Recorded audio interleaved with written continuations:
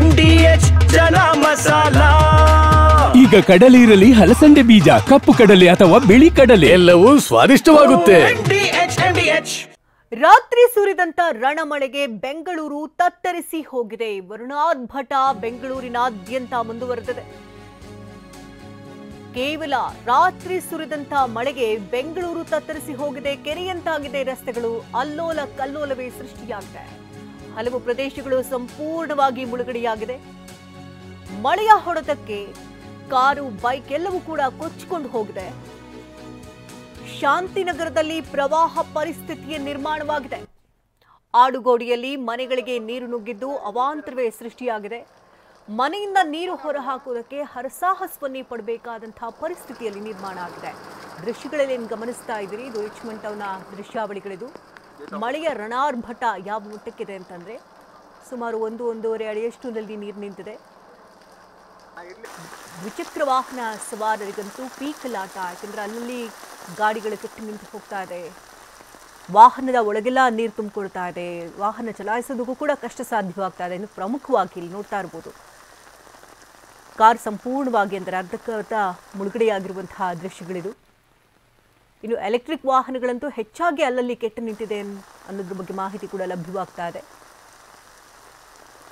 ಮಳೆ ಏನೋ ಕಡಿಮೆ ಆಗ್ತಾ ಇದೆ, ಮನೆಗೆ ಸೇರ್ಕೊಳ್ಳೋಣ ಅಂತ ಹೋದವ್ರಿಗೆಲ್ಲ ಪೀಕಲಾಟ. ಯಾಕಂದರೆ ರಸ್ತೆ ಯಾವುದು, ನೀರು ಎಲ್ಲಿ ಹರಿತಾ ಇದೆ ಯಾವುದು ಕೂಡ ಗೊತ್ತಾಗದಂತಹ ಪರಿಸ್ಥಿತಿ ಇದು.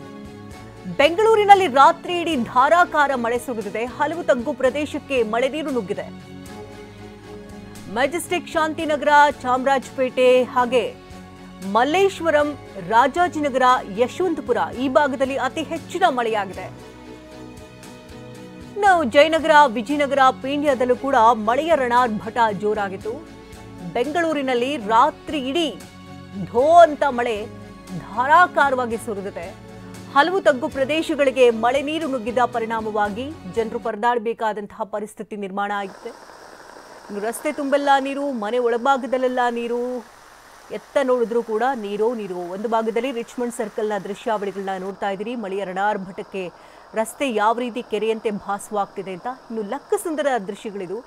ಮನೆಯ ಒಳಭಾಗಕ್ಕೆ ನೀರು ತುಂಬಿರೋದ್ರಿಂದಾಗಿ ರಾತ್ರಿ ಪೂರ್ತಿ ಜಾಗರಣೆ ಮಾಡಬೇಕಾದಂತಹ ಪರಿಸ್ಥಿತಿ. ಇತ್ತ ಆಡುಗೋಡಿಯಲ್ಲೂ ಕೂಡ ಅದೇ ಪರಿಸ್ಥಿತಿ. ಮನೆಯ ಒಳಭಾಗಕ್ಕೆ ನೀರು ತುಂಬಿದ ಪರಿಣಾಮವಾಗಿ ಮನೆಯಲ್ಲಿದ್ದಂತಹ ವಸ್ತುಗಳೆಲ್ಲವೂ ಕೂಡ ನೀರಿಗೆ ಆಹುತಿಯಾಗಿದೆ. ರೇಷನ್ನು, ಮನೆಯಲ್ಲಿದ್ದಂತಹ ಟಿವಿ, ಎಲೆಕ್ಟ್ರಾನಿಕ್ ಐಟಮ್ಸ್ಗಳು ಎಲ್ಲವೂ ಕೂಡ ನೀರು ಆಪೋಷಣ ಪಡ್ಕೊಂಡಿದೆ. ಇದು ಕೇವಲ ಒಂದು ಮಳೆಯ ಸಂದರ್ಭ. ಬೆಂಗಳೂರಿನಲ್ಲಿ ಹೇಗಾಗುತ್ತೆ ಅನ್ನೋದಕ್ಕೆ ನಿದರ್ಶನ ಇದು. ತಗ್ಗು ಪ್ರದೇಶಗಳಲ್ಲಂತೂ ಈ ಮಳೆ ಬಂದರೆ ಸಾಕಪ್ಪ ಸಾಕು ಅನ್ನುವಷ್ಟು ರೋಸಿ ಹೋಗ್ಬಿಡ್ತಾರೆ. ಯಾಕಂದರೆ ರಾತ್ರಿ ಪೂರ್ತಿ ಜಾಗರಣೆ ಮಾಡಬೇಕಾದಂತಹ ಪರಿಸ್ಥಿತಿಯಲ್ಲಿ ನಿರ್ಮಾಣ ಆಗುತ್ತೆ. ನಿದ್ದೆ ಇಲ್ಲದೆ ತಾವೇನೋ ಸ್ವಲ್ಪ ಮೊತ್ತಕ್ಕೆ ಏನೇನೋ ಖರೀದಿ ಮಾಡಿರ್ತಾರೆ ಎಲೆಕ್ಟ್ರಾನಿಕ್ ಐಟಮ್ಗಳನ್ನೆಲ್ಲ, ಅವೆಲ್ಲವೂ ಕೂಡ ನೀರು ಅಪೋಷಣ ಪಡ್ಕೊಂಡಿದೆ. ಇನ್ನು ಬೆಂಗಳೂರಿನ ಲಕ್ಕಸಂದ್ರದಲ್ಲಿ ಮನೆಗಳಿಗೆ ನೀರು ನುಗ್ಗಿದೆ. ಬನ್ನೇರುಘಟ್ಟದ ಲಕ್ಕಸಂದ್ರದಲ್ಲಿ ಅವಾಂತರವೇ ಸೃಷ್ಟಿಯಾಗಿದೆ. ಮನೆಗಳಿಗೆ ನೀರು ನುಗ್ಗಿದ್ರಿಂದ ವಸ್ತುಗಳೆಲ್ಲವೂ ಕೂಡ ಚಲ್ಲಾಪಿಲ್ಲಿಯಾಗಿದೆ. ಮನೆಗಳಿಗೆ ಮಳೆ ನೀರು ನುಗ್ಗಿ ನಿವಾಸಿಗಳು ಪರದಾಟವನ್ನೇ ನಡೆಸಿದ್ದಾರೆ. ಫ್ರಿಡ್ಜ್, ಪಾತ್ರೆಗಳಿಗೆ ಕೊಳಚಿ ನೀರು ತುಂಬಿಕೊಂಡಿದೆ. ಲಕ್ಕಸಂದ್ರದಲ್ಲಿರುವಂತಹ ಮನೆಗಳ ಪರಿಸ್ಥಿತಿಯನ್ನ ನೋಡ್ತಾ ಇದ್ದೀರಿ. ಮನೆ ತುಂಬೆಲ್ಲ ನೀರು, ಅದ್ರೂ ಕೊಳಚಿ ನೀರು, ಚರಂಡಿ ನೀರೆಲ್ಲ ಮನೆ ಒಳಭಾಗಕ್ಕೆ ಬಂದಿರೋದ್ರಿಂದಾಗಿ ಅವಾಂತರವೇ ಅಲ್ಲಿ ಸೃಷ್ಟಿಯಾಗಿದೆ. ಪೀಕಲಾಟ ಶುರುವಾಗಿದೆ. ರಾತ್ರಿ ಪೂರ್ತಿ ಅವ್ರು ಜಾಗರಣೆ ಮಾಡ್ತಾ ಮನೆ ನೀರನ್ನ ಹೊರಗಡೆ ಹಾಕಬೇಕಾದಂತಹ ಪರಿಸ್ಥಿತಿ. ಮನೆ ಮಂದಿಯೆಲ್ಲ ನೆಮ್ಮದಿಯಾಗಿ ನಿದ್ದೆ ಮಾಡೋಣ ಅಂದರೆ ಅದಕ್ಕೂ ಕೂಡ ಸಾಧ್ಯ ಮಾಡಿಕೊಟ್ಟಿಲ್ಲ ಈ ಮಳೆ ಅವಾಂತರಕ್ಕೆ ಮನೆಯಲ್ಲಿದ್ದಂಥ ವಸ್ತುಗಳೆಲ್ಲ ಯಾವ ರೀತಿ ಚಲ್ಲಾಪಿಲ್ಲಿಯಾಗಿ ಬಿದ್ದಿದೆ ಅಂತ ನೋಡ್ತಾ ಇದ್ದೀರಿ. ಇನ್ನು ಫ್ರಿಡ್ಜ್, ಎಲೆಕ್ಟ್ರಾನಿಕ್ ಐಟಮ್ ನೀರಿಗೆ ಆಪೋಷಣ ಪಡ್ಕೊಂಡಿರುವಂತಹ ದೃಶ್ಯಗಳು. ಮನೆಯಲ್ಲಿದ್ದಂತಹ ಎಲ್ಲ ವಸ್ತುಗಳು ಚಲ್ಲಾಪಿಲ್ಲಿಯಾಗಿ ತೇಲ್ತಾ ಇದೆ. ಏನೋ ಕಷ್ಟಪಟ್ಟು ಒಂದಷ್ಟು ಪಾತ್ರೆ ಅನ್ನ ಮಾಡ್ಕೊಂಡಿರ್ತಾರೆ, ಒಂದಷ್ಟು ಐಟಮ್ಸ್ಗಳನ್ನು ಕೊಂಡ್ಕೊಂಡಿರ್ತಾರೆ. ಈ ಮಳೆ ಆರ್ಭಟದಿಂದಾಗಿ ಪ್ರತಿ ಬಾರಿ ಮಳೆ ಬಂದಾಗಲೂ ಇದೇ ಪರಿಸ್ಥಿತಿಯಲ್ಲಿನ ನಿವಾಸಿಗಳದ್ದು. ಲಕ್ಕಸಂದ್ರದ ಮನೆಯ ಒಳಭಾಗದ ದೃಶ್ಯಗಳನ್ನು ನೋಡ್ತಾ ಇದ್ದೀರಿ. ಮನೆಯ ಹೊರಭಾಗದಲ್ಲೂ ನೀರು, ಒಳಭಾಗದಲ್ಲೂ ನೀರು, ಅದರ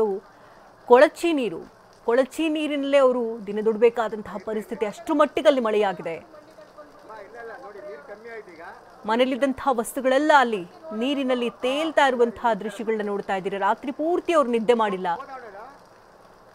ಮನೆಯಲ್ಲಿಟ್ಟಿದ್ದಂತಹ ದಿನಸಿ ಸಾಮಾನು ಎಲ್ಲವೂ ಕೂಡ ನೀರು ಆಪೋಷಣ ಪಡ್ಕೊಂಡಿದೆ. ಇನ್ನು ಎಲೆಕ್ಟ್ರಾನಿಕ್ ಐಟಮ್ಸ್, ಫ್ರಿಡ್ಜ್ ಆಗಿರಬಹುದು, ಟಿವಿ ಎಲ್ಲವೂ ಕೂಡ ನೀರಿಗೆ ಆಹುತಿಯಾಗಿದೆ. ಇನ್ನು ಲಕ್ಕಸಂದ್ರದಲ್ಲಿ ಒಂದು ಭಾಗದಲ್ಲಿ ನೋಡ್ತಾ ಇದ್ದೀರಿ,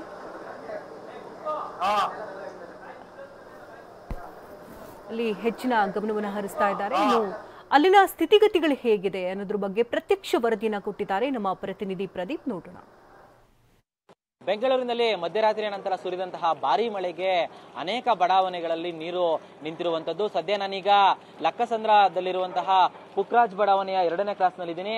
ಈ ಒಂದು ಮನೆಯ ಮುಂದ್ಗಡೆ ಯಾವ ರೀತಿಯಾಗಿ ಪರಿಸ್ಥಿತಿ ಇರೋದನ್ನ ನಿಮಗೆ ದೃಶ್ಯದಲ್ಲಿ ನಾನು ತೋರಿಸ್ತಾ ಇದ್ದೀನಿ. ಮಧ್ಯರಾತ್ರಿ 2-3 ಗಂಟೆಯ ನಂತರ ಸುರಿದಂತಹ ಸುಮಾರು ಭಾರೀ ಮಳೆಗೆ ಇಲ್ಲಿನ ಪರಿಸ್ಥಿತಿ ಈ ರೀತಿಯಾಗಿ ಆಗಿರುವಂತದ್ದು. ಇಲ್ಲಿನ ಏನ್ ರಸ್ತೆ ಬದಿ ಇದ್ದಂತಹ ಡ್ರೈನೇಜ್ ವಾಟರು ಮತ್ತು ಈ ಒಂದು ತಗ್ಗು ಪ್ರದೇಶ ಏನಿದೆ, ಈ ತಗ್ಗು ಪ್ರದೇಶದಲ್ಲಿ ನೀರು ನಿಂತ್ಕೊಂಡ ಕಾರಣಕ್ಕಾಗಿ, ಮಳೆ ನೀರು ಜೊತೆಗೆ ಡ್ರೈನೇಜ್ ನೀರು ಎರಡೂ ನಿಂತ್ಕೊಂಡ ಕಾರಣ ಈ ಒಂದು ಮನೆಗಳ ಒಳಗೆ ನೀರು ನುಗ್ಗಿರುವಂತಹ ದೃಶ್ಯಗಳನ್ನ ನೀವು ನೋಡ್ಬೋದು.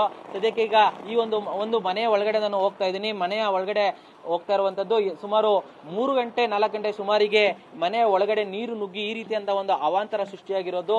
ನಿದ್ದೆಯಲ್ಲಿದ್ದಂತಹ ಮನೆಯವರನ್ನ ಈ ಒಂದು ಮಳೆ ನೀರು ಎಬ್ಬಿಸಿ ಅವರಿಗೆ ಈ ರೀತಿಯಾಗಿ ಸಮಸ್ಯೆಯನ್ನ ನೀಡ್ತಾ ಇರುವಂತಹ ದೃಶ್ಯವನ್ನ ಕಾಣಬಹುದು. ನೀವು ಇಲ್ಲಿ ನೋಡಿ, ಈ ದೃಶ್ಯದಲ್ಲಿ ನೀವು ಕಾಣಬಹುದು ಮನೆಯ ಸಾಮಗ್ರಿಗಳೆಲ್ಲ ನೀರು ಪಾಲಾಗಿರುವಂತದ್ದು.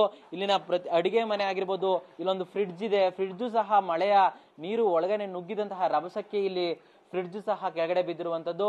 ಮನೆಯ ಒಳಗಡೆಯ ಎಲ್ಲಾ ಸಾಮಾನುಗಳು ಸಹ ಈ ರೀತಿಯಾಗಿ ಚೆಲ್ಲಾಪಿಲ್ಲಿಯಾಗಿ ನೀರಿನಲ್ಲಿ ಮುಳುಗಿರುವಂತಹ ದೃಶ್ಯವನ್ನ ಕಾಣಬಹುದಾಗಿದೆ.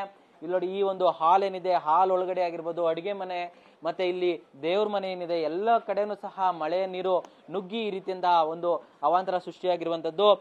ಇಲ್ಲಿನ ಮನೆಯ ನಿವಾಸಿಗಳೇನಿದ್ದಾರೆ, ಇವರು 3 ಗಂಟೆಗೆನೆ ಈ ಒಂದು ಮಳೆಯ ನೀರಿನ ಒಂದು ಪರಿಣಾಮ ಏನಿದೆ, ಇದರಿಂದಾಗಿ ಎಲ್ಲರೂ ಸಹ ಎದ್ದು ಮನೆಯೊಳಗಡೆ ನುಗ್ಗಿದಂತಹ ನೀರನ್ನ ಹೊರಹಾಕಲು ನಿರಂತರವಾಗಿ ಪ್ರಯತ್ನವನ್ನ ಪಡ್ತಾ ಇರುವಂತದ್ದು. ಲಕ್ಕಸಂದ್ರ ಬಡಾವಣೆಯಲ್ಲ ಇರುವಂತಹ ಈ ಒಂದು ಪುಕ್ರಾಜ್ ಬಡಾವಣೆಯಲ್ಲಿ ಕಂಡು ಬಂದಿರುವಂತಹ ದೃಶ್ಯ. ಒಟ್ಟಾರೆ ಮಳೆಯ ಅಬ್ಬರಕ್ಕೆ ಇಲ್ಲಿನ ನಿವಾಸಿಗಳು ಪರದಾಡುವಂತಹ ಸ್ಥಿತಿ ಮಧ್ಯರಾತ್ರಿಯ ನಂತರ ಸೃಷ್ಟಿಯಾಗಿದೆ.